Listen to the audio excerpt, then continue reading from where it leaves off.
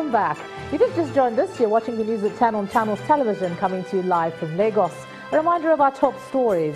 President Buhari is set to address world leaders for the third time as the United Nations General Assembly of Heads of State and Government kicks off in New York tomorrow.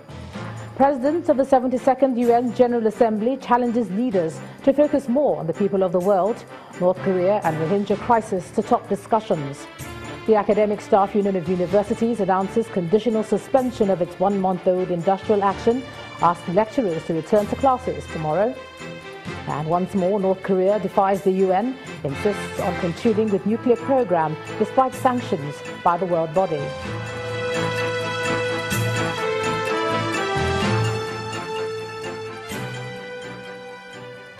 Just to quickly remind you that for more on our top stories and others, please visit our website, channelstv.com and youtube.com/channelsweb.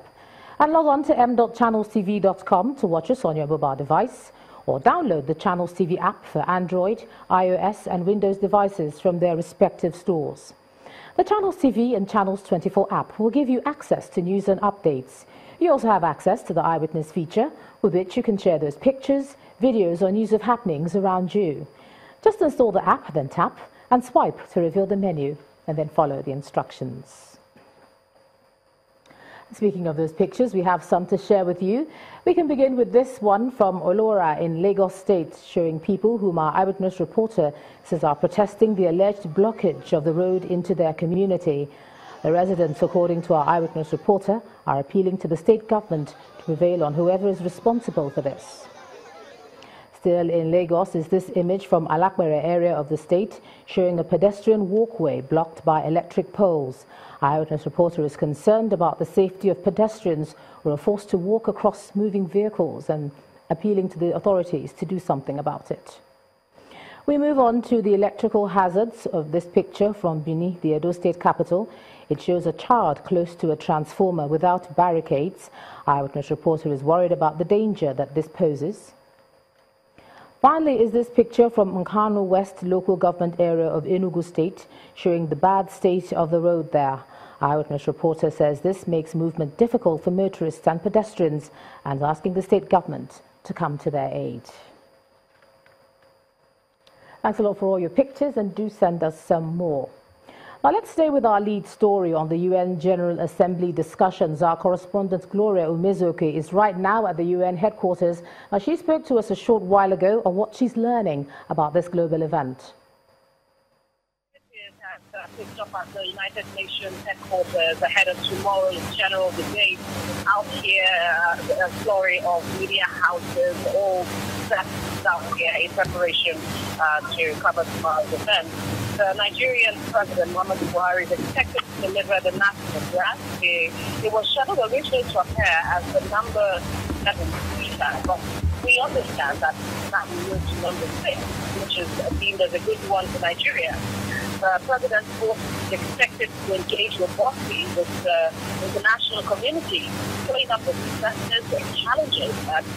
Some of the ministers also today have been meeting in bilateral talks with their counterparts, particularly to move more investors into the country. We know for sure that the Minister of Trade and Investment had an investors forum meeting where he met with his U.S. counterparts on the need for the U.S. to take advantage of the investment opportunities available in Nigeria, urging the U.S. government to really look inside and know perhaps that the other challenges to security and so on and so forth.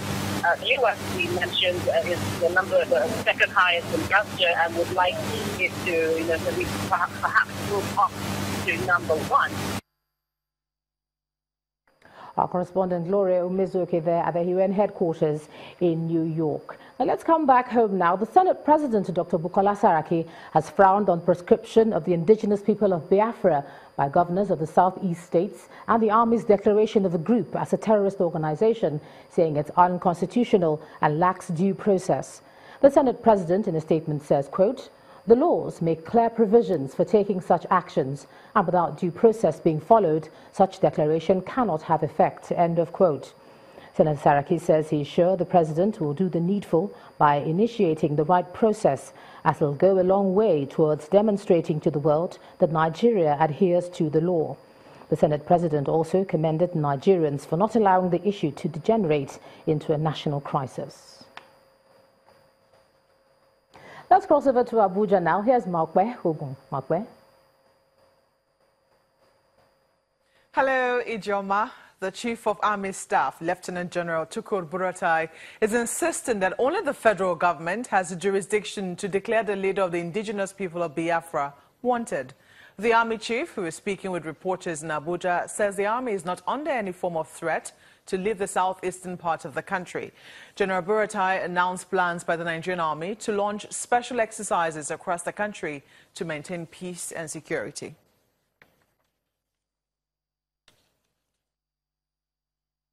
For some time now, the nation has witnessed cases of insecurity, from cattle rustling in the northwest to activities of Boko Haram in the northeast, and the latest being the agitation for secession by the indigenous people of Biafra.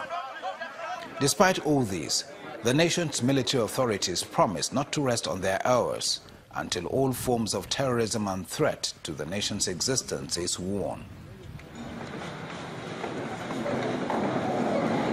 At the third quarter conference of the Nigerian Army, a forum set aside to appraise the performance of the Army in peace operations, the Chief of Army Staff appraised the role of the military in calming the situation in the southeast, explaining that only the federal government has the ability to declare IPOB leader Nnamdi Kanu wanted. This is what I want to believe the federal government will take the final decision on that. There are guidelines, is provided in the Act, on the Anti-Terrorism Act, so I'm sure the relevant government agencies and authority will take the appropriate step, whether to arrest, whether to do any other action, and we will receive the appropriate directive from the authorities. Back in the hall, the Chief of Army Staff addresses his officers on how well they have done in maintaining security across the country, as well as new ways to tackle insecurity. One mechanism to be deployed is closer collaboration with other security agencies through the training of 3,000 personnel from the Nigerian Police and Civil Defense Corps for peace operation in Bama. To complement the efforts of the Nigerian Army, the Bama initiative is being launched by the federal government. The initiative is for the Nigerian Army to train about 3,000 personnel initially of the police and civil defense corps, and will be deployed for the security of Bama local government and its environments. For the next few days, these top military officers will be deliberating on how to maintain peace and security in the country. It is expected the resolutions reached will translate into peace and development in the country. Meanwhile, 67 suspects have been arraigned before a high court in Umuahia, the Abia state capital, over the alleged involvement in the crisis that rocked the state recently. 7 of the suspects were arrested in Umuahia, and they've been accused of arson, killing a police officer, and burning of vehicles at a police station in Ariaria International Market. The remaining 60 were arrested in Umuahia for conspiracy, blocking the road, amongst other charges. The suspects are said to be members of the indigenous people of Biafra, but that is for the court to determine.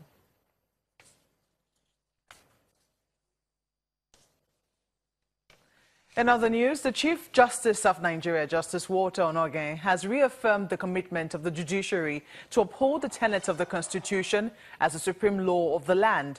During the conferment of the rank of Senior Advocate of Nigeria on 29 lawyers, Justice Onnoghen appealed for respect of all court pronouncements by litigants, except such pronouncements are upturned by Superior Court.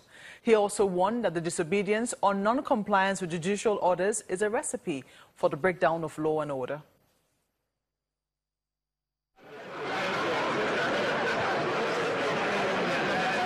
It is the special session of the Supreme Court of Nigeria to mark the beginning of the 2017-2018 legal year. The event begins with the conferment of the rank of Senior Advocate of Nigeria on 29 lawyers. One after the other, the new cells take their oath of allegiance. I will at all times faithfully serve the interests of the Federal Republic of Nigeria. After the oath-taking ceremony, the Chief Justice of Nigeria reaffirms the commitment of the judiciary to judiciously administer the Constitution. I make bold to say that we will continue to uphold the tenets of the Constitution as the supreme law of the land, the rule of law, and the rights of every citizen against any form of oppression and impunity. My Lord, the President. With the reopening of the courts after its annual vacation, the Attorney General of the Federation calls for a review of the vacation period in order to speed up the dispensation of justice.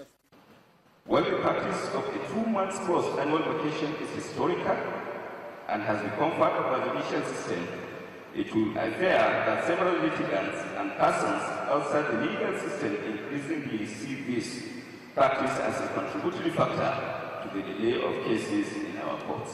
The body of senior advocates of Nigeria condemns the security challenges being experienced by the nation, just as the president of the Nigerian Bar Association pledges the loyalty of the bar to a united Nigeria.